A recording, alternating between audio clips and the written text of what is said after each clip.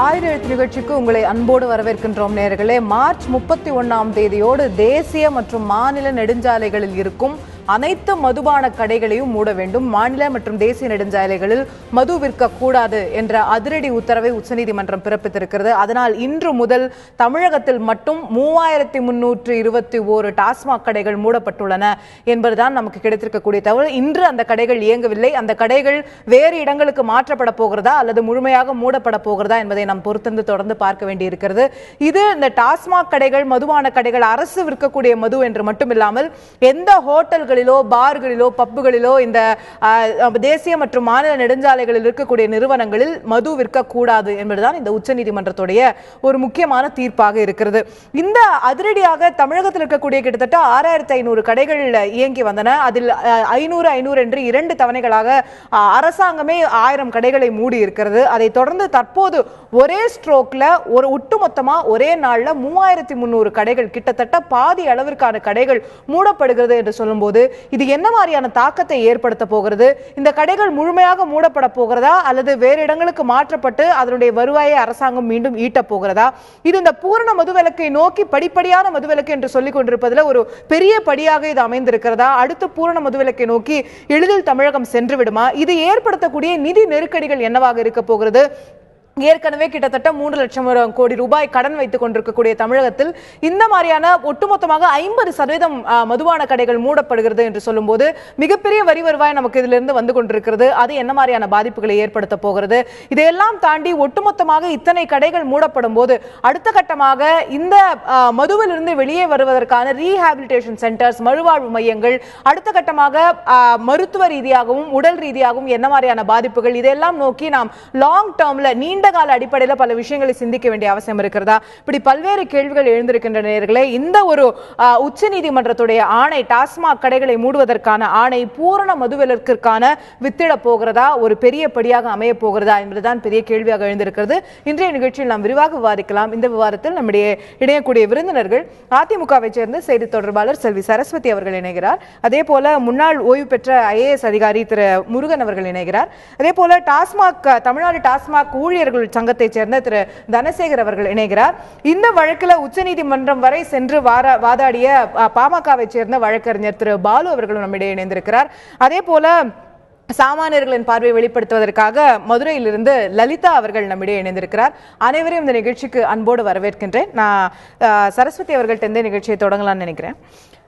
உச்சநீதிமன்றம் ரொம்ப தெளிவாக அதனுடைய ஆணையில சொல்லியிருக்கு, தேசிய நெடுஞ்சாலைகள், மாநில நெடுஞ்சாலைகள்ல இந்த டாஸ்மாக் கடைகளோ எந்த விதமான மதுபான கடைகளோ இயங்கக்கூடாது அப்படிங்கிறது.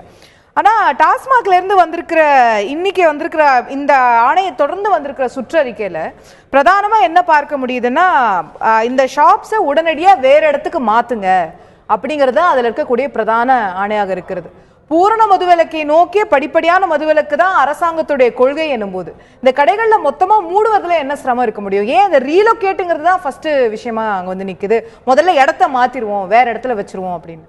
இல்ல, மாண்புமிகு முதலமைச்சர் அம்மா அவர்கள் தன்னுடைய தேர்தல் அறிக்கையில மிக தெளிவா சொன்னாங்க, மதுவிலக்கு கொண்டு வர வேண்டும் என்பது நிச்சயமா எங்களுடைய ஆசை, எங்களுடைய கொள்கை. அதே நேரத்தில் 35 வருஷத்துக்கு மேல இதை பழகி இருக்கக்கூடிய நம்ம நாட்டில் இருக்க 8 கோடி மக்களும் மதுவுக்கு அடிமையா இல்லை. Maybe some 10% of the people தான். நான் எல்லாருமே டெய்லி உட்காந்து they are not drinking. அந்த 10% ஆஃப் த பீப்புளை கூட நம்ம வந்து ஒரே நாளில் நீங்கள் கடைகளை மூடும் போது அவர்களுடைய அந்த பழக்கத்தில் விடுபடுறதுக்கு they need some time also. அதுக்கு தான் அம்மா தெளிவாக சொன்னாங்க, நாங்கள் மதுவிலக்கை கொண்டு வரோம், படிப்படியாக கொண்டு வரோம். ஒரு பழக்கத்திலேருந்து அவங்க விடுபடும் போது படிப்படியாக அதை குறைத்து குறைத்து குறைத்து நாங்கள் பூரண மதுவிலக்கை கொண்டு வருவோம் என்பதில் மிக தெளிவாக சொல்லி அம்மா 6வது முறையாக முதலமைச்சராக உட்காந்து போட்ட முதல் கையெழுத்துல அதுதான் முக்கியமான ஒரு கையெழுத்து. அதான் அரசாங்கத்துடைய கொள்கையும் உச்சநீதிமன்றத்துடைய தீர்ப்பும் மாறுபட்டு இல்லை. ஒரே கோணத்துல தான் உச்சநீதிமன்றமும் சிந்திக்குது, அரசாங்கமும் சிந்திக்குது. அப்படின்னா இந்த தீர்ப்பு ஆக்சுவலா வந்தது டிசம்பர் மாதமே. அப்போலேருந்து ஏன் மேல்முறையீடுக்கே போயிருக்கணும் தமிழக அரசாங்கம்ன்றதுல இருந்து கேள்வியை துவங்க வேண்டியது. இதுதான் நீங்க படிப்படியான மதுவிலக்கு தான் நாங்க சிறப்பா இதை பண்ண போறோங்கிறதா உங்களுடைய கொள்கையாக இருக்குமே. ஆனால் உடனே அந்த தீர்ப்பை நீங்க ஏத்துக்கிட்டு அடுத்த கட்டமா இதுதான் எங்களுடைய அடுத்த படின்னு சொல்லி படிப்படியான்னு சொல்லி இப்ப மாண்புமிகு முதலமைச்சரான எடப்பாடி அவர்கள் இன்னொரு 500 குறைச்சிருக்கோம். இப்ப இது அட் அ டைம் மூடும் போது நம்முடைய தம்பி கூட வந்திருக்காங்க, அங்க பணிபுரியறவர்களுக்கும் நம்ம வேற வேற வாய்ப்பு கொடுக்கணும். இப்ப டாஸ்மார்க்ல எவ்வளவு பணியாளர்கள் இருக்காங்கிறது எல்லாருக்குமே தெரியும். நீங்க ஒரே நாள் எல்லாரையும் மூடும் போது அவர்களுக்கு வேற எங்கே லொகேட் பண்ண முடியும்? சோ அவர்களுக்கு ஒரு வேலை வாய்ப்பும் அரசாங்கம் ஏற்படுத்தி கொடுத்தாக வேண்டும். அதே போல படிப்படியாக குறைக்கணும்னு வரும்போது ஒரே நாள்ல எல்லாம் ஒண்ணா இதுல பின்னாடி என்ன பிரச்சனைகள் வரும் என்பது உங்களுக்கே தெரியும். எதுக்கு அம்மா அதை சொன்னாங்கனாலே கள்ளச்சாராயம் வரும், பாட்டில் கடத்தப்படும். இந்த சட்டம் ஒழுங்கு இதெல்லாம் இருக்கும்போது இது எல்லாமே கள்ளச்சாராயத்தை நிறுத்துறதும் கடத்தல் வெளிமாநிலங்கள்ல நடக்காம இருக்கிறதும் எல்லாமே மாநில அரசும் காவல்துறையும் தானே செய்ய வேண்டியது. அதை இன்னொரு எக்ஸ்கியூஸா நம்ம கொடுக்க சார் வந்து இங்க இருக்காங்க. அவர் வந்து டியூட்டில இருக்கும்போது புரட்சித்தலைவர் எம்ஜிஆர் ஆட்சி காலத்தெல்லாம் பார்த்தவங்க. திமுக கூட இங்க பேசும்போது சொல்லியிருக்காங்க, நாங்க மூடணும், தலைவர் அதை திறந்தாரு அப்படின்னு சொல்லிட்டு. ஏன் இன்னைக்கு புரட்சித்தலைவர் எம்ஜிஆர் திறந்தாருன்னா, மூடின பிறகு சார் உங்களுக்கு விளக்கமா சொல்லுவாரு, கள்ளச்சாராய சாவு அத்தனை நடந்தது, கள்ளக்கடத்தல் அத்தனை நடந்தது. போலீஸ் இருந்தாலும் அரசாங்கம் இருந்தாலும் அதையும் மீறி நடக்கக்கூடிய விஷயங்கள் என்பது இந்த மது விஷயத்தில் நடந்தது. நான் கேக்குறது இன்னைக்கு உச்சநீதிமன்றமும் தமிழ்நாட்டில் இருக்கிற அத்தனை டாஸ்மாக் கடையும் மூடுங்கன்னு சொல்லல. உச்சநீதிமன்றம் தேசிய மாநில நெடுஞ்சாலையில் இருக்கிற கடையை தான் மூடுங்கன்னு சொன்னாங்க. இதை சொல்லி அவங்க 3 மாசம் ஆச்சு. அதுதான் நம்மளுடைய கொள்கையும் தமிழக அரசாங்கத்துடைய கொள்கையும் படிப்படியா கடைகளை மூடணுங்கிறது தான். அப்ப ஏன் உச்சநீதிமன்றத்துல மேல்முறையீடு வரைக்கும் போய் கடைசி நிமிஷம் வரைக்கும் ஆக்கி இவ்வளவு நாள் தாமதமாக்கி இருக்கு? நாங்க படிப்படியா குறைக்கணும்ன்றதை கேட்டு அட் அ டைம் எல்லாத்தையும் எல்லாம் பண்ண முடியாதுங்கிறதுக்காக தான் நாங்க கோர்ட்டுக்கு போனதே. இப்ப மூட சொல்லியிருக்காங்க, சரி கண்டிப்பா அது மூட தான் போறோம் படிப்படியா. ஒரே நாள்ல மூடும் போது நான் ஏற்கனவே சொன்னதை போல அங்குள்ள பணியாளர்களுக்கு அங்க பணிபுரியறவங்களுக்கு we have to show some job for them.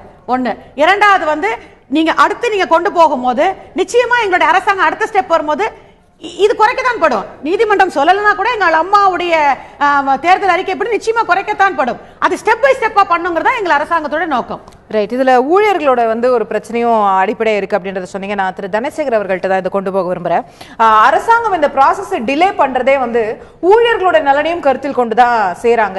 நான் உடனடியாக அவர்களுக்கான மாற்று ஏற்பாடு கொடுக்க வேண்டி இருக்கிறது அப்படிங்கிறது அவங்களுடைய பார்வையாக இருக்கிறது. உங்களுடைய கருத்து?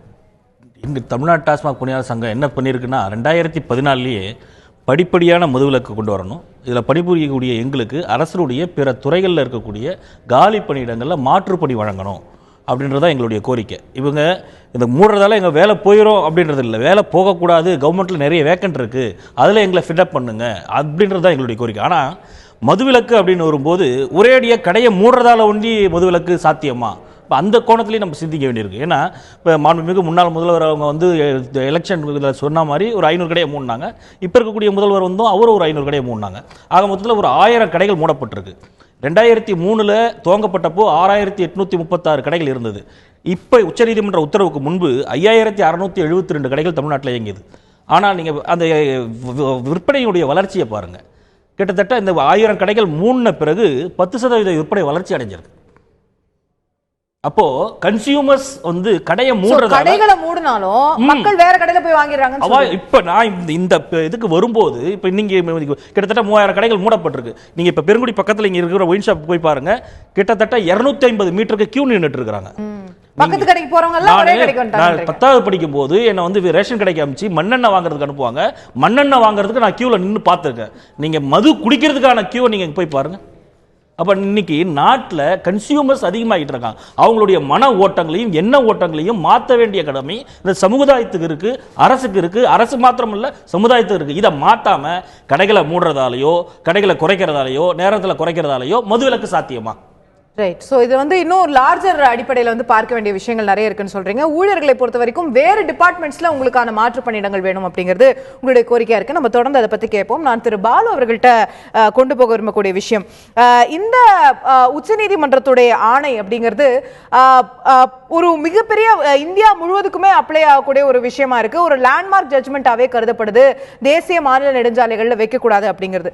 ஆனா இதுல பிராக்டிகல் டிஃபிகல்டிஸ் நிறைய இருக்கிறதா நீங்க கருதலையா? இப்போ உதாரணத்துக்கு தேசிய நெடுஞ்சாலையில இருந்து 500 மீட்டர்ல, மாநில நெடுஞ்சாலையில இருந்து 500 மீட்டர்ல வைக்க கூடாது அப்படின்னு அவங்க சொல்லும்போது 500 மீட்டர் தாண்டி இன்னொரு இடத்துக்கு எடுத்துட்டு போகும்போது அங்க மக்கள் குடியிருக்கக்கூடிய ரெசிடென்ஷியல் பகுதியா இருக்கு, அங்க மக்கள் எதிர்ப்பு தெரிவிக்கிறாங்க இங்க கடையை வைக்க கூடாதுன்னு சொல்லி.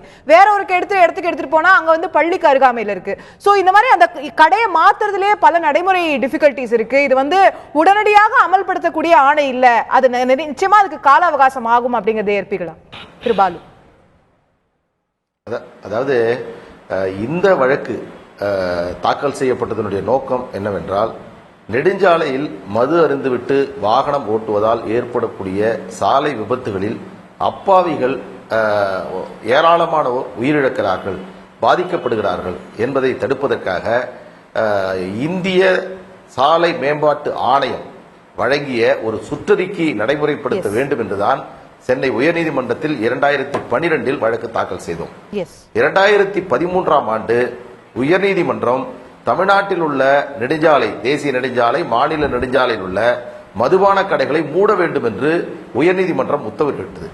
அந்த உத்தரவின் அடிப்படையில் தமிழக அரசு செயல்பட்டிருந்தால் இந்த நேரத்தில் படிப்படி என்று சொல்லக்கூடிய அந்த கடைசி நிலைக்கு நாம் வந்திருப்போம்.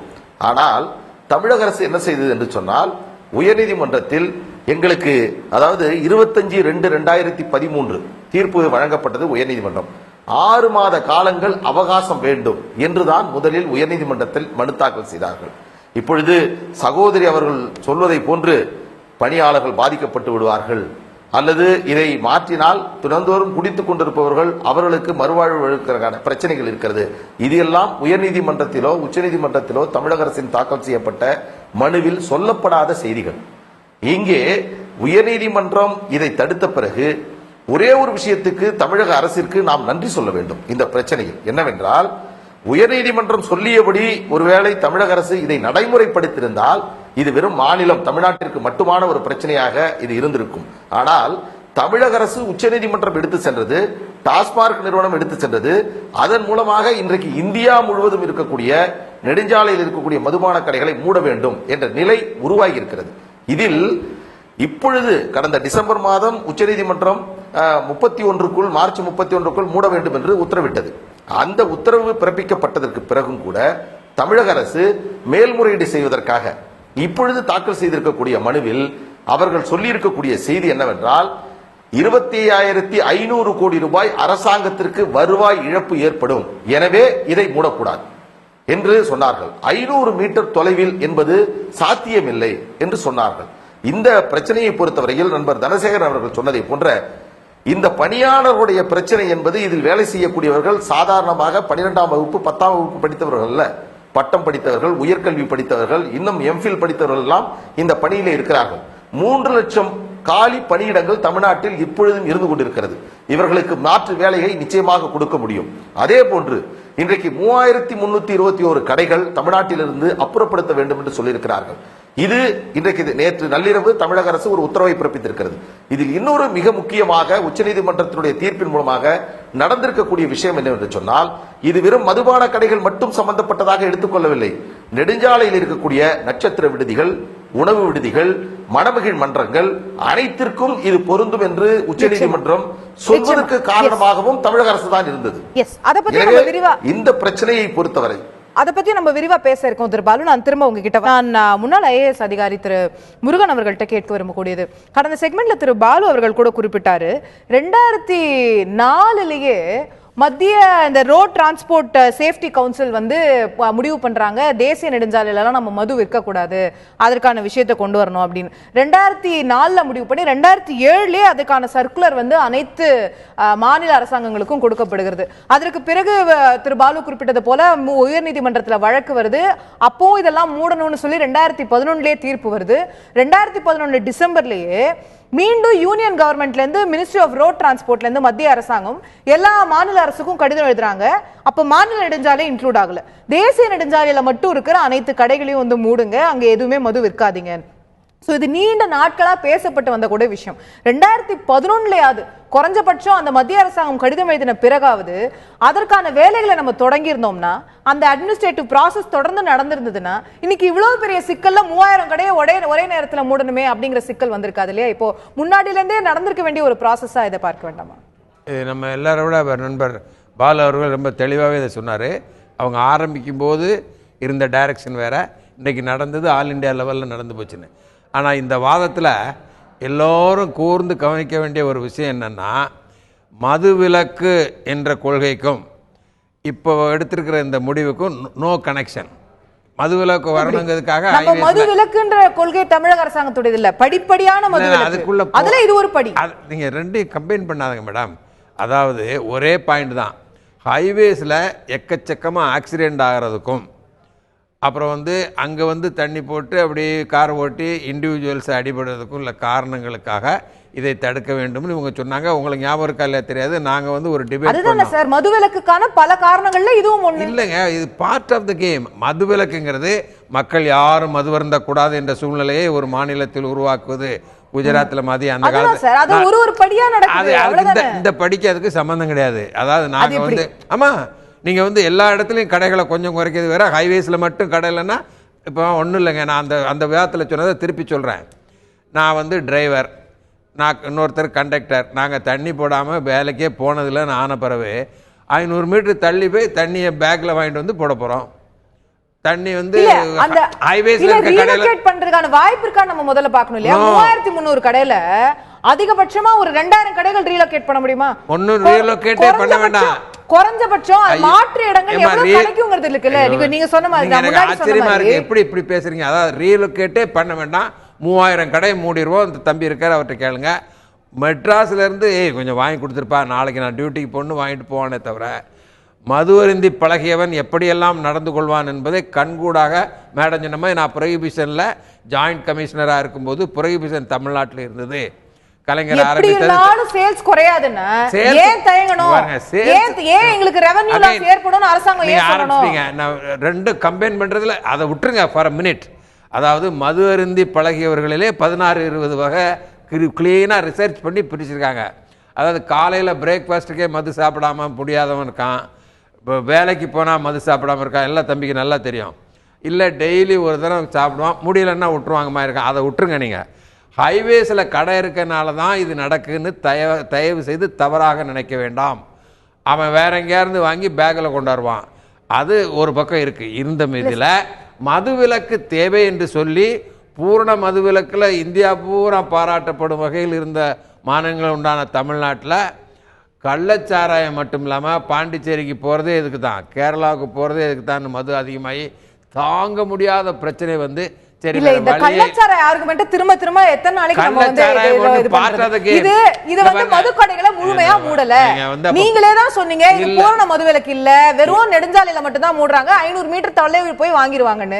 நீங்க தான் திரும்ப கள்ளச்சாராயம் வரும்னு சொன்னா ரெண்டுக்கும் முரண்பாடு. பூரண மதுவிலக்கு வந்தால் அதனால் ஏற்படும் விளைவுகளை கண்கூடாக பார்த்தவர்கள் வேற வழியே இல்லைன்னா இந்தியா பூரா குஜராத்தை தவிர இன்னைக்கு வந்து மதுவிலக்கை விட்டுட்டோம்.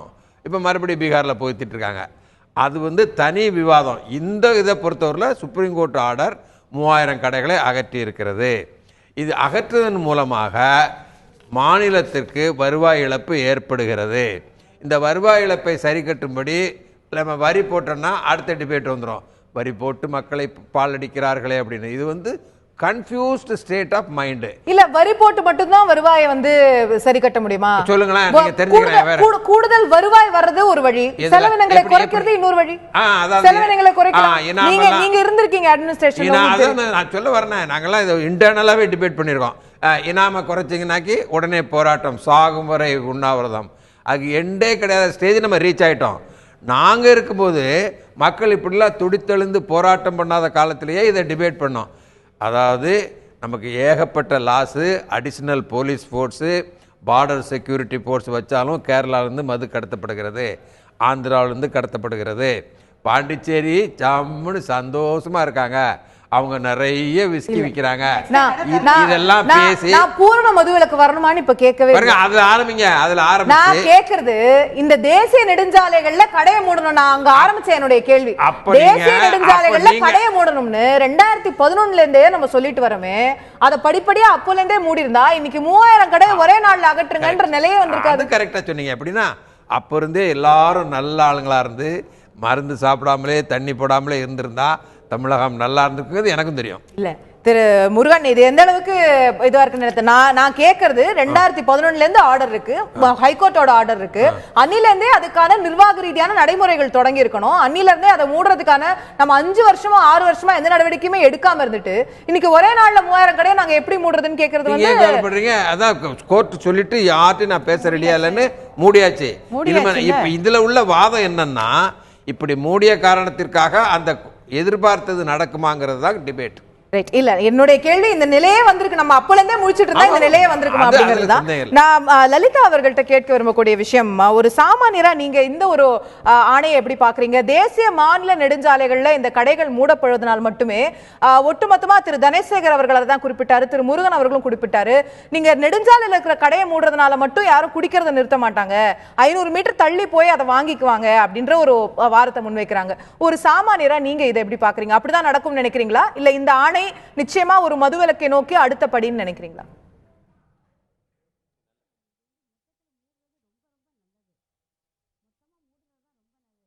ரைட். நான் லலிதா அவர்கள்ட்ட மீண்டும் தொடர்பு கொள்ள முயற்சி செய்றேன்.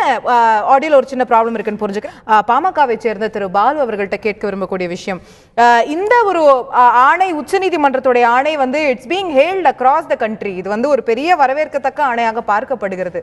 ஆனா நமக்கு இருக்கக்கூடிய 6500 கடையில ஏற்கனவே ஒரு 1000 கடையை மூடிட்டோம்.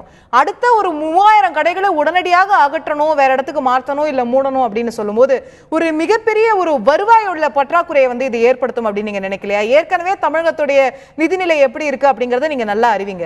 அப்போ ஒரு நடைமுறையில பல சிக்கல்களை ஏற்படுத்தக்கூடிய ஒரு விஷயமா இதை பார்க்க முடியாதா? மாநில அரசாங்கத்துக்கு குறிப்பா பெரிய நிதி நெருக்கடி இது கொடுக்கக்கூடிய விஷயமா இருக்க முடியாதா? அப்ப நம்ம நிதிக்கு என்ன செய்யறது அப்படிங்கிற அடுத்த கேள்வி வந்துருது இல்லையா? அதாவது இதுக்கு முன்னாடி 1000 இல்ல 1500 கடைகளை இதுவரைக்கும் இதுக்கு முன்னாடி மூடி இருக்காங்க. இதே என்னுடைய வழக்கிலேயே முன்னாடி 504 கடைகளை தேசிய நெடுஞ்சாலையிலிருந்து மூடப்பட்டது 2013ஆம் ஆண்டு. எனவே அதற்கு பிறகு ஒரு 500 கடை, அதற்கு பிறகு ஒரு 500, 1500 இதற்கு முன்பாக மூடப்பட்டிருக்கிறது. நீங்கள் இந்த நிதி நெருக்கடி பிரச்சனையை பற்றி சொல்கின்ற பொழுது உச்சநீதிமன்றம் ஒரே வரியில் மாநில அரசினுடைய இந்த வாதத்தை நிராகரித்திருக்கிறது. என்னவென்றால், மதுவின் மூலமாக வரக்கூடிய வருவாயின் மூலமாகத்தான் மக்கள் நலன் திட்டங்களை நாங்கள் செய்கிறோம் என்ற வாதத்தை முன்வைக்க கூடாது என்பதை தமிழக அரசிற்கு எடுத்து வைத்த போது அதை நிராகரித்திருக்கிறது. கே வேணுகோபால் அவர்கள் சொல்லுகின்ற பொழுது 25,500 கோடி ரூபாய் வருவாய் இதன் மூலமாகத்தான் வருகிறது என்று சொன்னார்கள். அதை ஏற்றுக்கொள்ள முடியாது என்று சொல்வது. இதற்கு மாற்று வழியை பாட்டாளி மக்கள் கட்சி பல தருணங்களில் இதற்கு மாற்று வழியை சொல்லியிருக்கிறது. தமிழ்நாட்டில் இருக்கக்கூடிய இந்த இயற்கை வளங்கள், மணல் மற்றும் கிரானைட், அந்த வியாபாரத்தை மட்டும் இப்பொழுது மது விற்பனையை எப்படி தனியாரிடமிருந்து அரசு நேரடியாக எடுத்து இந்த வியாபாரம் செய்வதன் மூலமாக இத்தனை கோடி ரூபாய் சம்பாதிக்கிறார்களோ இதே நிலையை அந்த 2 வணிகத்தின் மட்டமாக மட்டுமே செய்துவிடலாம். ஐயா முருகன் அவர்கள் சொன்னதை போன்று இது ஒரு பூரண மதுவிலக்குக்கான நோக்கத்திற்காக போடப்பட்ட வழக்கு அல்ல. நம்மளுடைய நோக்கம் பூரண மதுவிலக்காக இருந்தாலும் இந்த வழக்கு என்பது சாலை விபத்துகளை குறைக்க வேண்டும் என்பதுதான். ஆனால் அதே வேளையில் ஒரு செய்தியை அவர் சொன்னார், அதற்கு நான் சொல்ல வேண்டும். இங்கே இல்லை என்று சொன்னால் அந்த வாங்கி கையிலே வைத்துக் கொண்டு நாளை அவர் குடிப்பார் என்று சொன்னார். ஆனால் இதற்கும் உயர்நீதிமன்றமும் சரி, உச்ச நீதிமன்றமும் சரி, பல விஷயங்களை ஆய்வு செய்து நாங்கள் முடிவு செய்திருக்கிறோம். என்னவென்றால், ஒரு அறிக்கையின் அடிப்படையில் அவைலபிலிட்டி ஆஃப் லிக்கர் என்று சொல்லக்கூடியது முதன்மையாக மது அருந்துவதை தூண்டுவதற்கான முதல் காரணியாக இருக்கிறது. மது கிடைக்கக்கூடிய அந்த வாய்ப்பை எந்த அளவிற்கு நாம் கட்டுப்படுத்துகிறோமோ அந்த அளவிற்கு மதுவினுடைய பயன்பாட்டை கட்டுப்படுத்த முடியும் என்று உலக சுகாதார நிறுவனம் சுட்டிக்காட்டியதை நாங்கள் நீதிமன்றத்தில் எடுத்துச் சொல்லியிருக்கிறோம். இதெல்லாம் முடிந்து போய்விட்டது. உச்சநீதிமன்றம் இன்றைக்கு தேசிய நெடுஞ்சாலை, மாநில நெடுஞ்சாலை மதுபான கடைகள் இருக்கக்கூடாது என்று சொல்லிவிட்டது. மணமகிழ் மன்றங்கள், உணவு விடுதிகளில் இருக்கக்கூடாது என்று சொல்லிவிட்டது. இதை ஏன் வைத்தார்கள், எப்படி வைத்தார்கள் என்று விவாதிக்க வேண்டிய இடத்தில் இப்பொழுது நாங்கள் இல்லை. ஆனால் இதன் மூலமாக, இந்த தருணத்தின் மூலமாக, இந்த நிகழ்ச்சியின் மூலமாக நான் ஒரு செய்தியை மக்களுக்கு சொல்ல வேண்டும். என்னவென்றால், மது எங்களுக்கு வேண்டாம், மதுவின் மூலமாக எங்கள் குடும்பம் சீரழிகிறது என்று சொன்னார்கள். இன்றைக்கு ஏப்ரல் 1ஆம் தேதி சம்பளத்தை வாங்கிவிட்டு கடையிலே சென்று மது அருந்தலாம் என்று இருந்தவர்கள் மது இல்லாத அந்த தருணத்தில் அந்த வாங்கிய சம்பளத்தோடு வீட்டுக்கு செல்லக்கூடிய ஒரு நல்ல சூழல் இன்றைக்கு நடந்திருக்கிறது. காலை 10 மணிக்கு மதுக்கடைகளை திறக்கக்கூடிய அரசு அதிகாரிகள் மதுக்கடைகளை பூட்டி சீல் வைக்கக்கூடிய அந்த கண்கொள்ளா காட்சியை நாம் இந்த தமிழகத்தில் கண்டிருக்கிறோம். இந்த நேரத்தில் ஒட்டுமொத்த மக்களும் இந்த மாற்று இடத்தை தேர்வு செய்கின்ற பொழுது இருக்கக்கூடிய அடிப்படை விதிகள், கல்வி நிறுவனங்கள், பள்ளிகள் மற்றும் வழிபாட்டு தலங்கள், குடியிருப்பு பகுதிகளில் எந்த அளவிற்கு இடம் ஒதுக்கி இருக்க வேண்டும் என்று சொல்லக்கூடிய விதிகளை மாறி அந்த இடத்தில் மதுக்கடைகளை திறப்பதற்கான முயற்சிகளை அதிகாரிகள் செய்து கொண்டிருக்கிறார்கள் என்று காலையில் இருந்து எனக்கு நூற்றுக்கணக்கான தொலைபேசி அழைப்புகள் வந்து கொண்டிருக்கிறது. இதில் நாங்கள் கவனம் செலுத்துகிறோம். மக்களுடைய ஆதரவு இல்லாமல் உச்சநீதிமன்றத்தினுடைய உத்தரவை முழுமையாக அமல்படுத்த முடியாது. நம்மளுடைய நோக்கம் இந்த இடத்திலிருந்து மாற்றுகிறார்கள் என்று சொன்னால் இதற்கு முன்பு இருக்கக்கூடிய விதிகளுக்கு உட்பட்டு தான் அந்த கடைகள் மாற்றப்பட வேண்டும். அங்கதான் நடைமுறை சாத்தியம் சார்ந்த கேள்விகள் வருது திரு பாலு. அங்கதான் நடைமுறை சாத்தியம் சார்ந்த கேள்விகள் வருது. இன்னைக்கு நம்ம தேசிய நெடுஞ்சாலை மாநில நெடுஞ்சாலைன்னு சொல்றது ஏதோ ஊருக்கு வெளியில போற ரோடு மட்டும் தான் தேசிய நெடுஞ்சாலை அப்படின்றது உடனடியா நமக்கு வரக்கூடிய புரிதலா இருக்கு. இன்னைக்கு அண்ணா சாலை ஒரு மாநில நெடுஞ்சாலை, இட்ஸ் அ ஹைவே. நம்ம ஜிஎஸ்டி ரோடுங்கிறது ஒரு நெடுஞ்சாலை, இசிஆர் ரோடுங்கிறது ஒரு ஸ்டேட் ஹைவே, ஒரு முக்கியமான ஹைவே. சோ இந்த மாதிரி பல இடங்கள் வணிக ரீதியாக செயல்படக்கூடிய இடங்கள், சென்டர் ஆஃப் த சிட்டில இருக்கக்கூடிய இடங்கள்ல கூட உங்களுக்கு வந்து நிறைய பிரச்சனைகள் வருவதற்கான வாய்ப்பு இருக்கு. இப்படி ஒரு மெயின் ரோடு இருக்க கூடாது, ஒரு பள்ளிக்கு பக்கத்துல இருக்க கூடாது, இந்த பக்கம் கோயிலுக்கு பக்கத்துல இருக்க கூடாது, அந்த பக்கம் சர்ச்சுக்கு பக்கத்துல இருக்க கூடாது, இந்த பக்கம் காலேஜுக்கு பக்கத்துல இருக்க கூடாதுன்னா இது அத்தனைக்கும் 500 மீட்டர் தொலைவுல ஒரு இடம் கிடைக்கிறதே சிட்டிக்குள்ள பெரிய படாயிராதுன்னு நீங்க நினைக்கலையா? அப்படி இல்லைன்னா தயவு செய்து மூடிட்டு போங்க. இது இல்லைன்னா ஒன்றும் குடிமொழி விடாது. இது இல்லைன்னா மக்கள் இன்னைக்கு வந்து இந்த இரவை அவர்கள் கழிக்க முடியாது என்ற நிலை இல்லை. ஆனால் ஒன்றை சொல்லுகிறேன், எதை செய்ய வேண்டும் என்றாலும் சட்டத்திற்கு உட்பட்டு தான் செய்ய வேண்டும். இன்றைக்கு தமிழ்நாட்டில் இயங்கிக் கொண்டிருக்கக்கூடிய மதுபான கூடங்கள், அந்த இடங்கள் ஒரு விதிகளை கூட பின்பற்றாமல் இன்றைக்கும் அந்த பார்கள், அந்த டாஸ்மாக் கடைகள் இயங்கிக் கொண்டிருக்கிறது. அங்கே பணியாற்றக்கூடிய பணியாளர்கள் ஒரு சிறை கைதிகளை கொண்டு பூட்டி வைக்கப்பட்டு உள்ளே அவர்கள் இருந்து கொண்டு அந்த காலையிலிருந்து மாலை வரை அதை பணியாற்றக்கூடிய நிலைமையில் இருந்து கொண்டிருக்கிறார்கள். இதையெல்லாம் நீங்கள் புரிந்து கொண்டு உச்சநீதிமன்றம் ஒரு நல்ல நோக்கத்திற்காக இந்த தீர்ப்பை வழங்கி இருக்கிறது. இந்த தீர்ப்பை முழுமையாக அமல்படுத்துவதற்கான முயற்சிகளை தமிழக அரசு மேற்கொள்ள வேண்டும். அதே வேளையில் ஊழியர்களோட பிரச்சனை பத்தி நம்ம வருவோம். நீங்க உச்சநீதிமன்றத்துடைய நடவடிக்கை குறித்தும் பேசுனீங்க. எனக்கு இயல்பான ஒரு சந்தேகமும் இருந்தது, நான் முதல்ல அதை கேட்டிருந்தேன், உங்ககிட்ட கிளாரிஃபை பண்ணிக்க விரும்புறேன். கேரளால இதே போன்ற படிப்படியான மதுவிலக்கை அவர்கள் அமல்படுத்திய போது அங்க வந்து நட்சத்திர விடுதிகள் 5 ஸ்டார் ஹோட்டல்ல எல்லாம் மட்டும் நீங்க மது விற்கலாம் அப்படின்னு இதே உச்சநீதிமன்றம் தான் சொல்லுச்சு. என்ன காரணம் சொல்லுச்சு? சுற்றுலா பயணிகளுக்கு அது தேவைப்படும், கேரளாவுடைய சுற்றுலா வருமானம் பெரிய அளவுக்கு அதனால பாதிக்கப்படும், அதனால 5 ஸ்டார் ஹோட்டல்ல மது விற்கலாம் அப்படின்னு இதே உச்சநீதிமன்றம் சொல்லியது. ஆனால் தற்போது இதே உச்சநீதிமன்றம் அது மாநில நெடுஞ்சாலையோ தேசிய நெடுஞ்சாலையோ எங்க இருந்தாலும் நட்சத்திர விடுதிகள் உட்பட, பார்கள் உட்பட, ஹோட்டல்கள் உட்பட மதுவை விற்கக்கூடாதுன்னு சொல்லுது. தமிழ்நாட்டில் மற்ற இடங்கள்ல இருக்கக்கூடிய சுற்றுலா பயணிகளுக்கோ வெளிநாட்டு விருந்தினர்களுக்கோ இது ஒரு பெரிய பாதிப்பை ஏற்படுத்தும் நீங்க கருதலையா? அதாவது இந்த தருணத்தில் நான் 2 நபர்களுக்கு நான் வந்து நன்றி சொல்றேன் வேண்டும். உயர்நீதிமன்றத்தில் இந்த வழக்கு நடைபெற்ற போது தலைமை நீதிபதி அகர்வால் அவர்களும் திரு பால் வசந்தகுமார் அவர்களும் தான் இந்த வழக்கை, அந்த தீர்ப்பை கொடுத்தார்கள். அப்பொழுது நீதிபதி பால் வசந்தகுமார் அவர்கள் தான் இந்த தீர்ப்பை எழுதினார். அவர் எழுதிவிட்டு அதை சொல்லுகின்ற பொழுது சொன்னார், மக்களுடைய நலன்தான் முதன்மையானது, அவர்களுடைய பாதுகாப்பு தான் முதன்மையானது. சாலை விபத்துகளில் பாதிக்கப்பட்டு அதனால் உயிரிழக்கக்கூடிய குடும்பங்களுடைய நிலைமையை நாம் சிந்தித்து பார்க்க வேண்டும். அந்த வகையில் இந்த தீர்ப்பை வழங்குகிறோம் என்று சொன்னார்கள். அதே போன்று உச்சநீதிமன்றத்தில் இந்த தீர்ப்பை எழுதிய நீதிபதி சந்திரசூட் அவர்கள், சகோதரி அவர்கள், நீங்கள் கேட்ட அத்தனை கேள்விக்கும் அத்தனை சந்தேகங்களுக்கும் அவர் ஒரு வழக்கறிஞரை போல ஏறக்குறைய 150 வழக்கறிஞர்கள், மிகப்பெரிய லிக்கர் லாபி என்று சொல்லக்கூடிய இவர்கள், தலை சிறந்த வழக்கறிஞர்கள் 150 வழக்கறிஞர்களை உச்சநீதிமன்றத்தில் வைத்து நடத்தினார்கள். அனைத்து வழக்கறிஞர்களுக்கும் அதில் பதில் சொன்னார். என்னவென்றால், ஒரு தேசிய நெடுஞ்சாலையில் நீங்கள் நட்சத்திர விடுதிகளுக்கு விலக்கு அளித்து விட்டீர்கள் என்று சொன்னால் எந்த நோக்கத்திற்காக இந்த தீர்ப்பை நீதிமன்றம் வழங்கி இருக்கிறதோ அதையே இது சிதைத்து விடும். எந்த விதமான விதிவிலக்கும் எந்த விதமான எக்ஸப்ஷனும் இதில் வழங்க நீதிமன்றம் தயாராக இல்லை. நீங்கள் மதுக்கடையில் குடித்துவிட்டு வாகனம் ஓட்டினால்தான் விபத்து ஏற்படும். அதே போன்று கிளப், பாரு மற்றும் 5 ஸ்டார் ஹோட்டல்ல குடிச்சிட்டு வெளியில வந்தா அவர் சாலை விபத்து செய்ய மாட்டார் என்று எந்த அடிப்படையில் நீங்கள் சொல்லுகிறீர்கள்? எங்களை பொறுத்தவரையில் அப்பாவி மக்களுடைய உயிர் தான் முக்கியமானது. உங்களுடைய வியாபாரமோ, இன்னும் சொல்ல போனால் வணிகம் என்பது, இந்த லிக்கர் வணிகம், மது விற்பனை என்பது ஒரு அடிப்படை உரிமையே இல்லை என்பதையும் இந்த தீர்ப்பிலே நீதிபதிகள் சொல்லி இருக்கிறார்கள். நீங்கள் எந்த தொழிலை வேண்டுமானாலும் செய்து கொள்ளுங்கள், ஆனால் மது விற்பனை செய்யக்கூடிய உரிமை எனக்கு இருக்கிறது என்று யாரும் நீதிமன்றத்தினுடைய படிக்கட்டில் ஏற முடியாது என்பதையும் நீதிபதிகள் சொல்லி இருக்கிறார்கள். இது மக்கள் நலன் சார்ந்து வழங்கப்பட்ட தீர்ப்பு.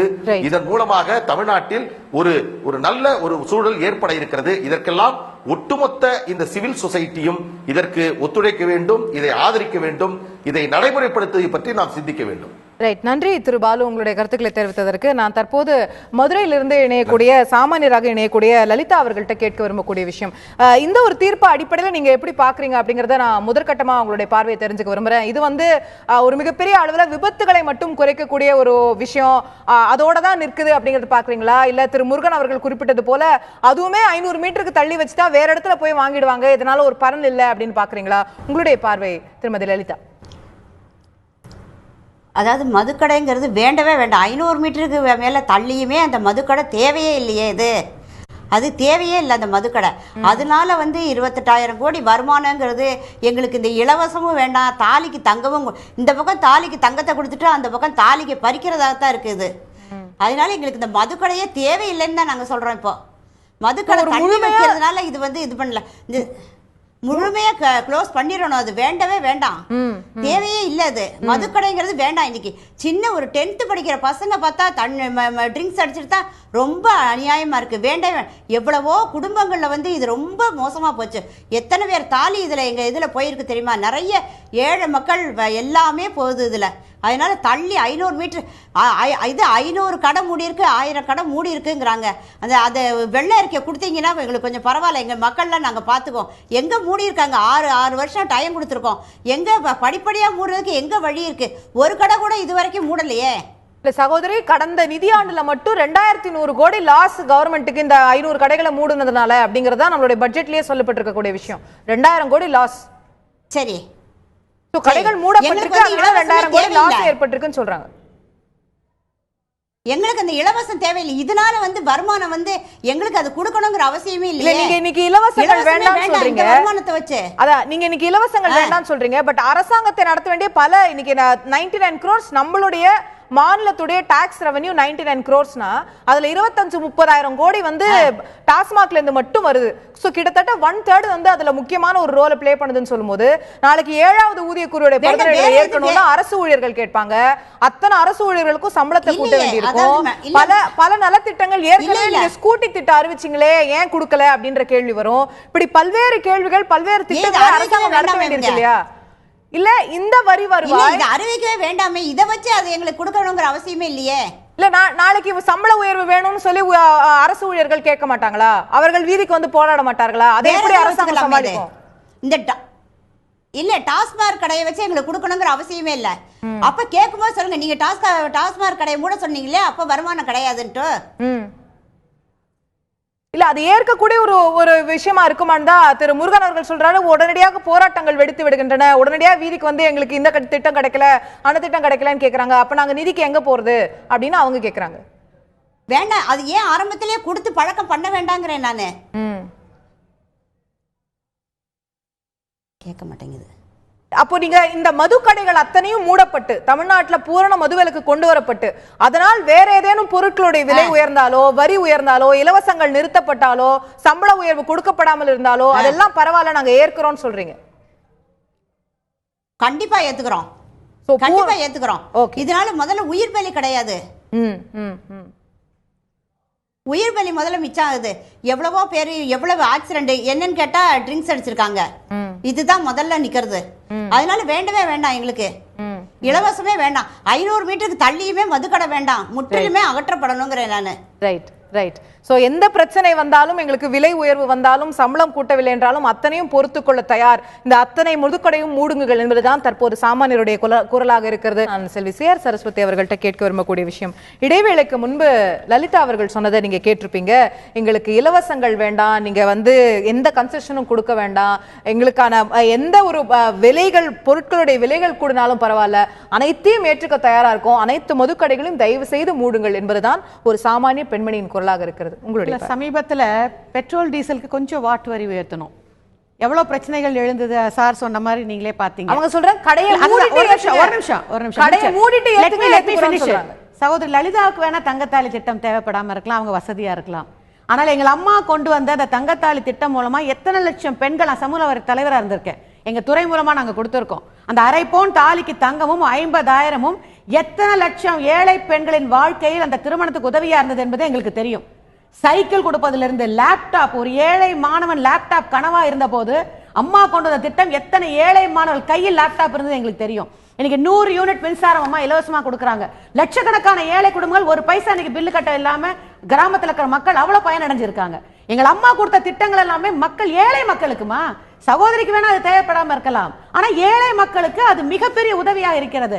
மதுனாலதான் ஆக்சிடென்ட், மதுனாலதான் அதே ஏழை மக்கள் தான் கூலி தொழிலாளர்கள் உட்பட ஒரு நாளைக்கு 100 ரூபாய் சம்பளம் வாங்குறவங்க 40 ரூபாய் போய் டாஸ்மாக் கடையில குடிச்சிட்டு 60 ரூபாய் தான் வீட்டுக்கு கொடுக்கக்கூடிய சூழ்நிலை. அது அவங்கள பாதிக்கலையா? அது ஏழை மக்களை பாதிக்கலையா? தமிழ்நாடுக்கு மட்டும் கவலைப்படுறீங்க? அகில இந்தியாவுமே இது அகில இந்தியாவுக்குமான உத்தரவு தான். அகில இந்தியாவுக்கு சொல்றாங்கல்ல, மதுவிலக்கு கொண்டு வரணும்னு சொல்றாங்கல்ல, தமிழ்நாட்டுக்கு மட்டும் ஏன்? இந்தியாவுக்கே போராடுவோம். பாண்டிச்சேரிக்கு போய் நீங்க தமிழ்நாட்டுல இருக்கீங்க, அவங்க தமிழ்நாட்டுல இருக்காங்க. நம்ம தமிழ்நாட்டுல தமிழ்நாட்டுல மூடிட்டு அப்புறம் பாண்டிச்சேரி போய் அவங்க குடிக்க வைக்க வேண்டாம், கேரளால போய் குடிக்க வைக்க வேண்டாம், இல்ல அங்கிருந்து மதுவை கடத்தி கொண்டு வர வேண்டாம், கள்ளச்சாராயம் காய்ச்ச வேண்டாம்.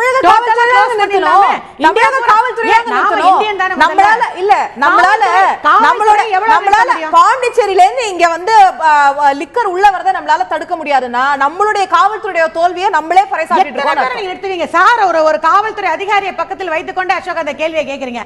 அவர் நடைமுறையில் பார்த்தவர். புரட்சி தலைவர் எம்ஜிஆர் காலத்துல முக்கியமான போஸ்ட் சில விஷயங்கள் நீங்க நினைக்கிற மாதிரி சில விஷயங்கள் அவ்வளவு ஈஸி இல்லமா. சட்டம் ஒழுங்கு பிரச்சனையை கொண்டு வந்து நிறுத்திடும். அது அரசு மேல குற்றம் சொல்வதற்காகவே சட்டம் ஒழுங்கு பிரச்சனையை ஏற்படுத்துவாங்க. ஏன்னா ஆளுங்கிற அரசை தான் குற்றம் சொல்லணும். இதை ஒரு சாக்கா கையில் எடுத்து சட்டம் ஒழுங்கை சீர்குலை செய்வதற்கு எத்தனையோ சக்திகள் தயாரா இருக்கிறாங்க. மதுவை குடிப்பதனால் மட்டுமே ஆக்சிடென்ட் இல்லைங்க. இன்னைக்கு 2 வீலர் ஹெல்மெட் போடுங்க போடுங்க போடுங்கன்னு கோர்ட் முத கொண்டு சொல்றாங்க.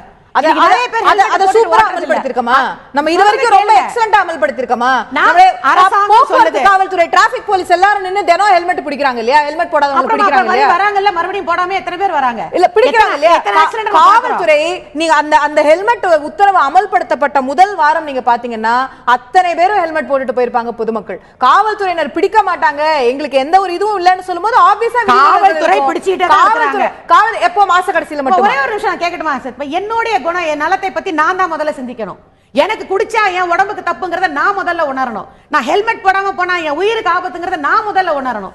நானே உணராதப்போ உங்களுக்கு அரசாங்கம் தடுத்தாலும், நீதிமன்றம் சொன்னாலும், காவல்துறை தடுத்தாலும் என்ன நான் திருத்திக்காதப்போ என்ன பண்ணுவீங்க? இன்னொன்னு கேக்குறேன், நான் 12ஆம் கிளாஸ் வரைக்கும் படிக்கணுமாங்கறத நான் தானே முடிவு பண்ணணும். நான் உயர்கல்வி வரைக்கும் படிக்கணுமாங்கறத நான் தானே முடிவு பண்ணணும். ஆனா அதுக்கான ஊக்கத்தை அரசாங்கம் கொடுக்குது லேப்டாப் மூலமா. நீ 12ஆம் கிளாஸ் வரைக்கும் படிச்சேனா உனக்கு இவ்வளவு ஊக்கத்தொகை தரேன், லேப்டாப் தரேன். அப்ப மக்களை மக்களை வழிநடத்த வேண்டிய பொறுப்பு அரசாங்கத்துக்கு தான் இருக்கு. சொல்றேன், லேப்டாப் நாங்க லேப்டாப் கொடுத்தாலும் படிக்கிற இன்ட்ரெஸ்ட் அந்த பையனுக்குள்ள இருக்கணும், அந்த பொண்ணுக்குள்ள இருக்கணும். லேப்டாப் நாங்க கொடுக்கிறோம், ஆனா அந்த மனசுக்குள் நான் படிக்கணும், எனக்கு இந்த வெறியோட நான் பாஸ் ஆகணுங்கிற உணர்வு நமக்குள்ள அந்த ஊக்கத்தை ஏற்படுத்துறதுக்காக நீங்க லேப்டாப் கொடுக்குறீங்க. அரசாங்கம் கொடுக்கத்தான் முடியும். அந்த கொடுக்கறதை எடுத்து அதை பயன்படுத்த கூடாது. அந்த மாணவர்கள் கையில இருக்க விஷயத்துல அதை கொடுக்கவே இல்லையங்கறத அவங்களுடைய பார்வை. நீங்க மூடுறதுக்கான முயற்சி முதல்ல எடுங்க. இதுவரைக்கும் 2 மணி நேரம் குறைச்சிருக்கீங்க, 1000 கடைகள் மூடி இருக்கீங்க. தேசிய நெடுஞ்சாலையில அவங்க மூடுங்கன்னு சொல்லும்போது மேல்முறையீட்டுக்கு உச்சநீதிமன்றத்துக்கு போறீங்க. நீங்க அத்தனையும் மூடுங்க, நாங்க என்ன பண்றோம்னு பாருங்கன்னு அவங்க கேக்குறாங்க. அவர்கள் மதுக்கடைகளை மூடாமலே சாத்தியம் கிடையாது. மதுக்கடைகளை மூடாமலே வாட் வரி ஏத்துறது ஒரே நாள்ல மதுக்கடைகளை மூடிட்டு வாட் வரி ஏத்துங்க ஒத்துக்குறோம். வாதத்துக்கு வேணா நல்லா வரலாம். ஒரே நாள்ல மதுவை ஒழிப்பது என்பது சாத்தியம் கிடையாது. ஒழிக்க சொல்லலையே. அதனால தான் படிப்படியா குறைக்கிறோம்.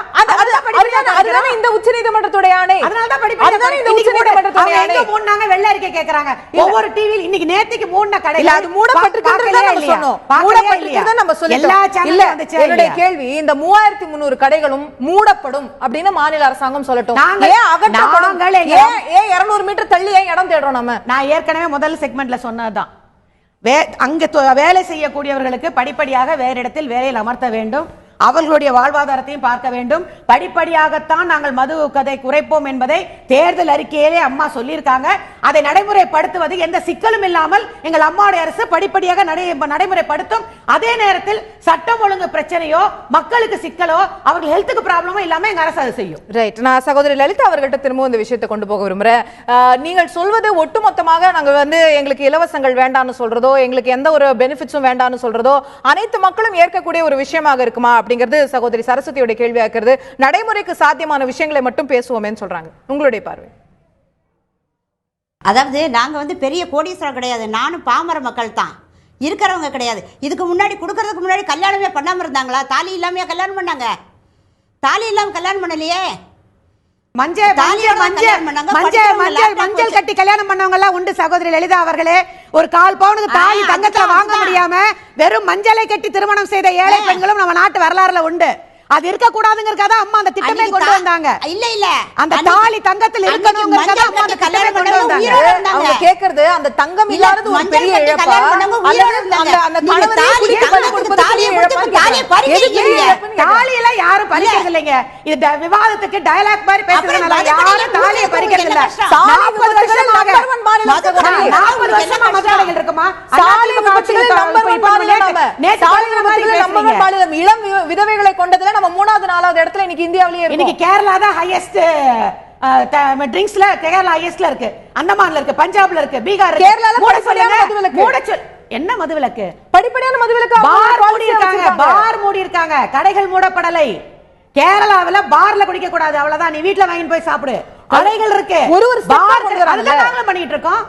அம்மா 500 கடையை மூடினாங்க, மாண்புமிகு அண்ணன் எடப்பாடி 500 கடையை மூடினாங்க. மாண்புமிகு அம்மா முதல் கையெழுத்து அதுதான் போட்டாங்க.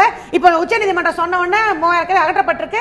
அகற்றப்பட்டதில் சிலவற்றை வைப்பதற்கு நிச்சயமாக ஒண்ணே சொல்றேன், மதுவுக்கு ஆதரவாக எங்கள் அம்மாவுடைய அரசு என்னைக்குமே பேசல. அதே நேரத்தில் சகோதரி சொல்வதை போல எங்கள் அம்மா அறிவித்த ஏழைகளுக்கான திட்டங்களை நாங்கள் நிறுத்த தயாராக இல்லை. எத்தனை பிரச்சனை வந்தாலும், எத்தனை சோதனை வந்தாலும் அந்த திட்டங்கள் மக்களுக்கு கொண்டு போய் சேர்ப்பதில் எங்கள் அம்மா அரசு உறுதியா இருக்கும். நான் திரு தனசேகர் அவர்கள்ட்ட கேட்க விரும்பக்கூடிய விஷயம், இதனால உடனடியாக டாஸ்மாக்ல இருக்கக்கூடிய ஊழியர்களுக்கான பாதிப்பு ஏற்படும், அவர்களுக்கான மாற்று பணிகள் வேற இடத்துல வழங்கணும் அப்படிங்கிற பல கோரிக்கைகளை வந்து உங்களுடைய சங்கம் சார்பா நீங்க முன்வைக்கிறீங்க. பட் சில நிமிடங்களுக்கு முன்னாடி திரு பாலு அவர்கள் கூட குறிப்பிட்டாரு, இந்த உச்சநீதிமன்றத்துடைய ஆணை முழுமையாக பின்பற்றப்பட வேண்டும் என்றால் அதற்கு அரசாங்கம் மட்டும் இல்ல பொதுமக்களும் ஒத்துழைக்க வேண்டியிருக்கு, டாஸ்மாக் ஊழியர்களும் ஒத்துழைக்க வேண்டியிருக்கு. இன்னைக்கு நம்ம வந்து பல விஷயங்கள் 12 to 10 அப்படிங்கிறது டாஸ்மாக் உடைய அபிஷியல் கடையா இருக்குன்னா அதற்கு முன்னாடியும் பின்னாடியும் கூட விற்பனை நடைபெறுகிறது, அந்த கடைக்கு பக்கத்து கடையில விற்பனை நடைபெறுகிறது, சற்று கடையில விற்பனை நடைபெறுகிறது அப்படிங்கிற மாதிரியான குற்றச்சாட்டுகள்லாம் எழறதுக்கு டாஸ்மாக் ஊழியர்களுக்கும் பங்கு இருக்கு அப்படிங்கறத ஏற்கணும். சோ உங்களுடைய ஒத்துழைப்பு முழுமையாக இருந்தாதான் இந்த விஷயம் வந்து என்ன காரணம்னா, இப்ப நாங்க வந்து இந்த மாதிரியான அசம்பாவிதங்களிலோ இல்ல மாதிரி முறைகேடுகளிலோ நாங்க ஈடுபடுறதில்லை. டாஸ்மாக் கடைகளை ஒட்டி இருக்கக்கூடிய மதுக்கூடங்களில் தான் இந்த விற்பனை நடைபெறுகிறது. மதுக்கூடங்களை நடத்துவது யார் என்று உலகத்துக்கே தெரியும். அவங்க நாங்க கடைகளை மூடிய பிறகும் கடை திறப்பதற்கு கான்ட்ராக்ட் வச்சிருக்கிறவங்க பண்றாங்க. டாஸ்மாக் ஊழியர்களுக்கு எதுலயே சம்பந்தம் கிடையாது. அதே போக உங்ககிட்ட இருந்து தானே வாங்குறாங்க, யார் கேட்டாலும் கொடுக்கணும், விற்பனை செய்யணும்ன்றது தானே எங்களுக்கு விதிக்கப்பட்டிருக்கிறது. நாங்க விற்பனை செய்யறது தானே வேலை. நீங்க புகார் அளிச்சிருக்கீங்களா டாஸ்மாக் உடைய ஊழியர்கள் சார்பா இந்த மாதிரி எங்களுக்கு பக்கத்து கடையில வந்து வித்துறாங்க, இல்ல வந்து சற்று கீழே வேற யாரோ எங்களோட நாலேஜ்க்கே தெரியாம வித்துறாங்கன்னு உங்களுடைய மேல் அதிகாரிகளுடைய பல்வேறு புகார்கள் அளிக்கப்பட்டிருக்கு. அந்த மீது எந்த வித நடவடிக்கை இல்லை. நான் கொடுக்க மாட்டேன்னு சொன்ன பல ஊழியர்கள் தற்காலிக பணி நீக்கம் செய்யப்பட்டிருக்காங்க, இடமாற்றம் செய்யப்பட்டிருக்காங்க. இது மிகப்பெரிய பொலிட்டிக்கல் இதுக்குள்ள இருக்கு. இது வந்து ஒரு அரசியல் ரீதியா தான் நடக்குது. அது மாத்திரம் பங்கே இல்ல. அது போக இப்ப இன்னைக்கு இந்த உச்சநீதிமன்ற உத்தரவால மிகப்பெரிய பாதிப்புக்கு யார் ஆளாக போறாங்கன்னா அது பணியாளர்கள் தான். என்ன காரணம், இப்ப 220 மீட்டருக்கு அப்பாலையும் 500 மீட்டருக்கு அப்பாலையும் இந்த கடைகளை இடமாற்றம் செய்ய போறோம். அப்ப இந்த கடைகள் எங்க போக போகுது? சுடுகாட்டுக்கு பக்கத்துல, ஏரிக்கு பக்கத்துல, நடுக்காட்டுல இங்கதான் போக போகுது. ஏன்னா குடியிருப்பு பகுதிக்கு போக முடியாது. குடியிருப்பு பகுதியில் போனா மிகப்பெரிய எதிர்ப்புகள் வரும். அப்ப இந்த கடைகள் எங்க போக போகுது? எங்கேயோ ஒரு இடத்துல ஊருக்கு வெளிப்புறத்துல இந்த கடைகள் போக போகுது. இது நகரத்துக்குள்ள கடைகள் இருக்கும் போது இந்த ஊழியர்களுக்கு பாதுகாப்பு இல்லை. எனக்கு சரக்கு கொடுக்கலாம், கடையை புகுந்து வெட்டியிருக்கான், கடையில் அந்த விற்பனை பணத்தை குத்திட்டு புடுங்கிட்டு போயிருக்காங்க. இந்த மாதிரி நகரத்துக்குள்ள இருக்கும்போதே இந்த பணியாளருக்கு கடைக்குள்ள பாதுகாப்பு இல்லை. அப்ப நகரத்தை விட்டு நடு காட்டுக்குள்ள போகும்போது இந்த பணியாளருக்கு என்ன பாதுகாப்பு இருக்க போகுது? இந்த விற்பனை பணத்தை அவங்க எப்படி கொண்டு போய் பேங்க்ல கட்ட போறாங்க? பாதுகாப்பு சார்ந்த பல கேள்விகளையும் கூட இது எழுப்புது அப்படிங்கிறது உங்களுடைய பார்வையாக இருக்கிறது. நான் திரு முருகன் அவர்கள்ட்ட கேட்க விரும்பக்கூடியது, இப்போ ஸ்டேட் ஹைவே, நேஷனல் ஹைவேல எல்லாம் கடை வைக்க கூடாது அப்படின்னு சொல்லி உயர்நீதிமன்றம் சொல்லுது, உச்சநீதிமன்றம் சொல்லுது, இதெல்லாம் அகற்ற போறாங்க, மூட போறாங்க, இல்ல மாத்த போறாங்க, அதுக்கான ப்ராசஸ் தொடங்கி இருக்கு அப்படிங்கிறத பாக்குறோம். ஆனா ஏற்கனவே மாநில அரசாங்கம் ஒத்துக்கொண்ட விஷயமே 900 கடைகள் வந்து தமிழ்நாட்டில் 900 ஷாப்ஸ் விதிமுறைகளை மீறிய இடங்கள்ல இருக்கு, வழிபாட்டு தலங்களுக்கு பக்கத்துல இருக்கு, பள்ளிக்கூடங்களுக்கு பக்கத்துல இருக்கு, ஏற்கனவே இந்த மாதிரி இருக்குங்கிறது ஒத்துக்கொண்ட விஷயம். அந்த 900 கடை எப்படி வந்தது?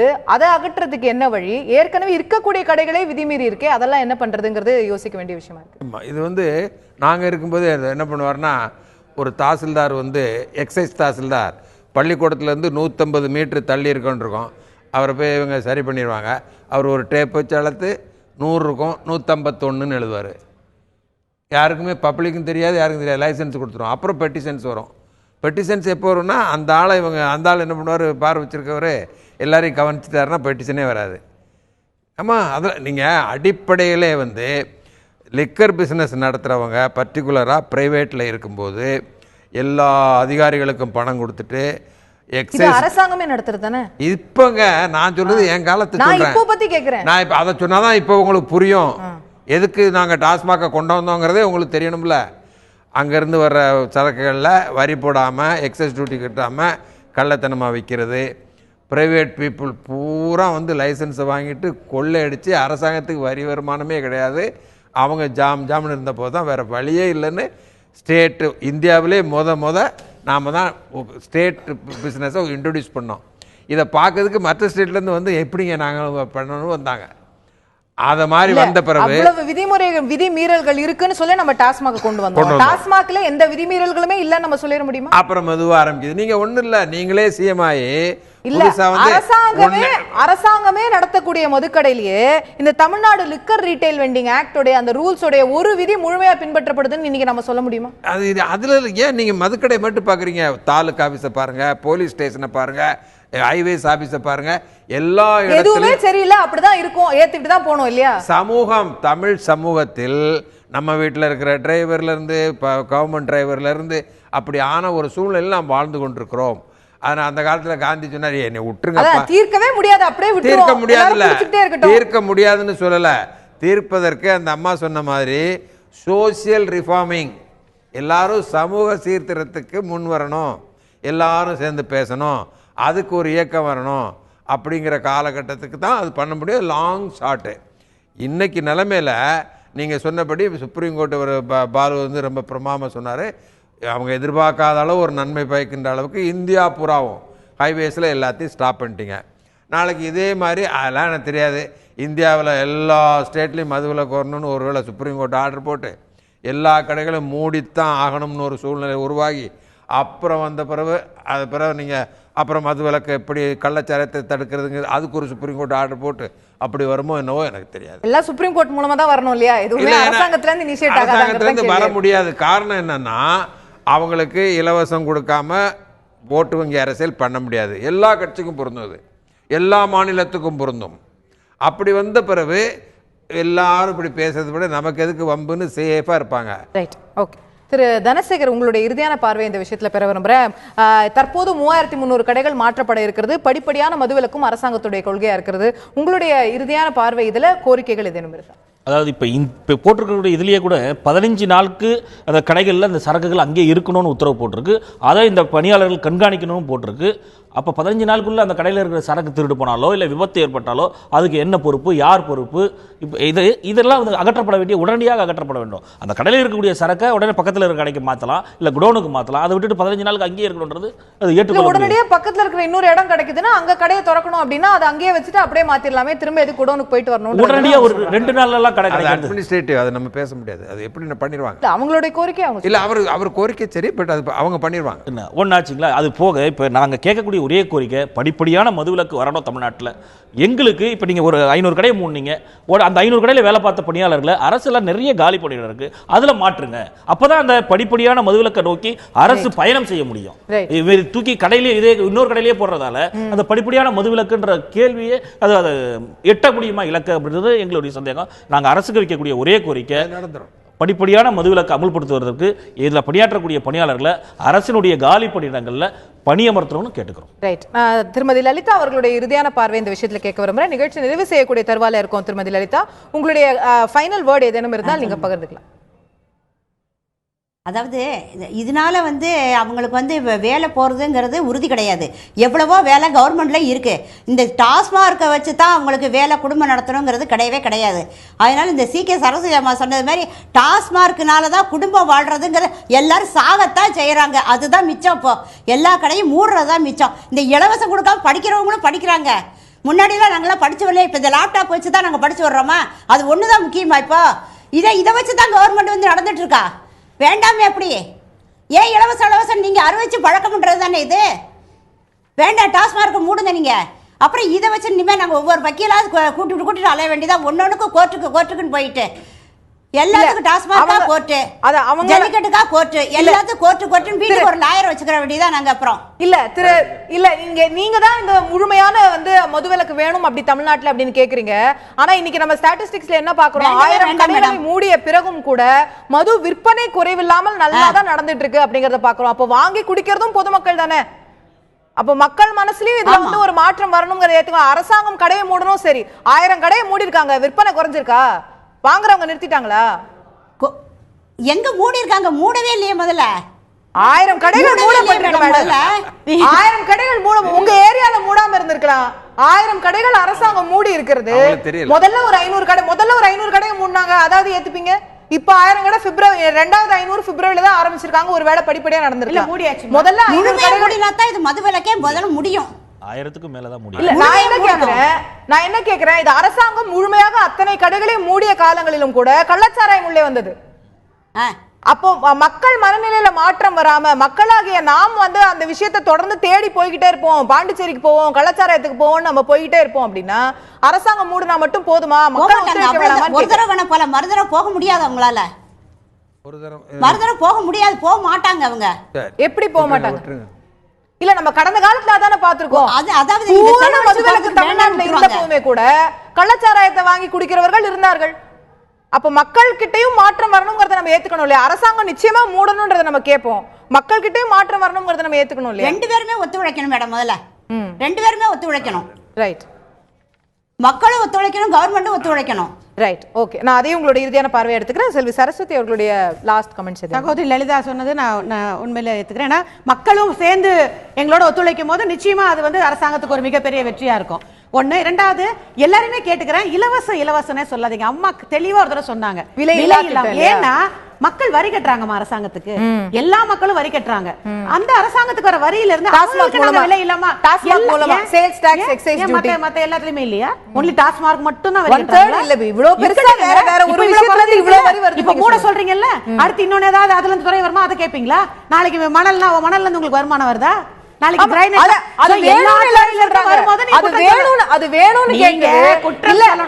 மக்களுடைய உடல் நலத்தை பாதிக்கக்கூடிய ஒரு விஷயத்தின் மூலமா மதுவை விற்பதன் மூலமா அரசாங்கம் அதன் மூலமா தான் மணலை அரசாங்கமே எடுத்து விற்பனை செய்யும். உங்களுடைய தேர்தல் அறிக்கையில கொடுக்கப்பட்ட வாக்குறுதி என்னாச்சு? உலகம் பூரா மது விற்பனையில் எல்லா உலக அரசாங்கத்துக்கும் வருமானம் போயிட்டு இருக்கு. நீங்க தமிழ்நாடு மட்டும் பேசாதீங்க. இந்தியா சொல்றீங்க நீங்க எல்லாம். ஏன் Indian? You are an Indian first. அப்புறமா யூ ஆர் a Tamilian. முதல்ல இந்தியன்னு சொல்லி பழகுங்க.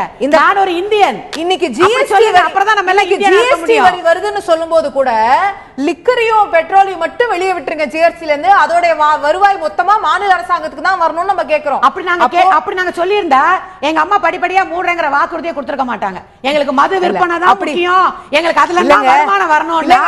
எங்க அம்மா வாக்குறுதி கொடுத்திருக்க மாட்டாங்க. ஜிஎஸ்டி வரியில கூட சாராயம் கிடையாது. அது அதோட வெளியில விலக்கி வைக்கப்பட்டிருக்கு. மாநில அரசாங்கம் பேசுறீங்களே. இன்னைக்கு தமிழ்நாட்டில் இருக்கிற மதுக்கடைகளை சொல்றீங்க. சின்ன ஸ்டேட் பாண்டிச்சேரி. இப்ப இவர் திரு மாண்புமிகு ரங்கசாமி வந்த பிறகு எக்ஸ்ட்ராவா திறந்திருக்காரு.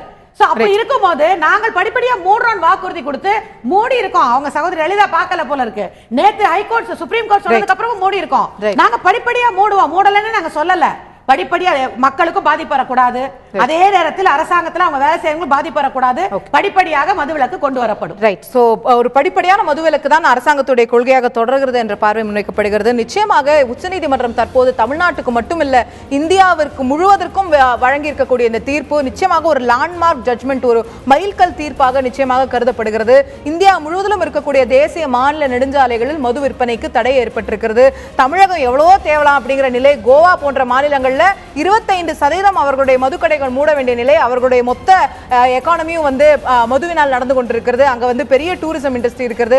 அப்படி பல மாநிலங்களும் கூட இதனால் பாதிப்புகளை சந்தித்துக் கொண்டிருக்கின்றன. நிச்சயமாக இந்த ஒரு ஆணையால் வணிக ரீதியாக அரசுடைய வருவாய்க்கு பாதிப்பு இருக்குமா என்றால் நிச்சயமாக ஒரு குறிப்பிட்ட அளவிற்காக பாதிப்புகள் இருக்கதான் செய்யும். நட்சத்திர விடுதிகளுக்கு பாதிப்பு இருக்குமா என்றால் நிச்சயமாக பாதிப்பு இருக்கதான் செய்யும். சுற்றுலா பாதிக்கப்படுமா என்றால் பாதிப்பு இருக்கலாம் அப்படிங்கிறது தான் நம்ம பார்க்க முடிகிறது. ஆனால் மக்களுடைய ஆரோக்கியம், மக்களுடைய சமூக நலம், மக்களுடைய இந்த மதுவினால் ஏற்படக்கூடிய கேடுகள், மதுவினால் நடக்கக்கூடிய குற்றங்கள், இவற்றையெல்லாம் தடுக்க வேண்டியதற்கான அவசியம், விபத்துகளை தடுப்பதற்கான அவசியம், இதெல்லாம் இன்னும் முக்கியத்துவம் பெறுகிறதா அல்லது வணிக ரீதியான நோக்கங்கள் தான் முக்கியத்துவம் பெறுகிறதா என்றுதான் நாம் ஆராய்ந்து பார்க்க வேண்டிய கேள்வியாக இருக்கிறது. அரசாங்கம் படிப்படியான மதுவிலக்கு என்பதை முக்கியத்துவமாக தன்னுடைய கொள்கையாக அறிவித்திருக்கிறது. அதில் ஒரு பெரும் படியாக உச்சநீதிமன்றத்துடைய ஒரு ஆணையின் பேரில் தற்போது இந்த 3000 கடைகள் முழுமையாக மாற்றப்படுமா, அகற்றப்படுமா, மூடப்படுமா என்பதை பொறுத்திருந்து பார்க்க வேண்டியிருக்கிறது. இதை ஒரு முன்னுதாரணமாக வைத்து அடுத்தடுத்த கட்டங்களாக படிப்படியான மதுவிலக்கு, இந்த மதுவால் அடிக்ட் ஆகி இருக்கக்கூடியவர்களுக்கான அந்த ரீஹாபிலிட்டேஷன் சென்டர், மறு வாழ்வு மையங்கள், இப்படி பல விஷயங்களை அரசாங்கம் முன்கூட்டியே யோசித்து முயற்சிகளை முன்னெடுக்குமா, இந்த வரி இழப்பு ஏற்படக்கூடிய இந்த வருவாய் இழப்பை ஈடுகட்டக்கூடிய அளவுக்கு அடுத்த கட்டமான சில கொள்கைகளை வகுக்குமா, இவற்றையெல்லாம் பொறுத்திருந்து பார்க்க வேண்டியிருக்கிறது. நேயர்களே, நிகழ்ச்சியில் கலந்து கொண்டு கருத்துக்களை தெரிவித்த அனைத்து விருந்தினர்களுக்கும் நன்றி. பார்த்த உங்களுக்கும் நன்றி நேயர்களே. தொடர்ந்து இணைந்திருங்கள் தந்தி தொலைக்காட்சி.